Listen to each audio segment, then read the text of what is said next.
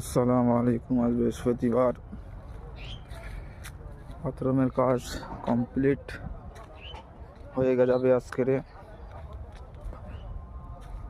পুরাই এই ধারে আছে 300 থেকে 350 400 বাথরুম, আর ওই পিঠে আছে 350 থেকে 400 বাথরুম, মানে 800 মতো বাথরুম।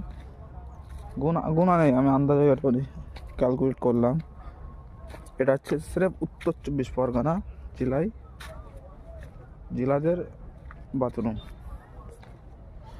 আর এখানে হাওড়া আছে, ওইধারে আছে বর্ধমান, হুগলি, পুরুলিয়া, মেদিনীপুর, সব জায়গার আছে।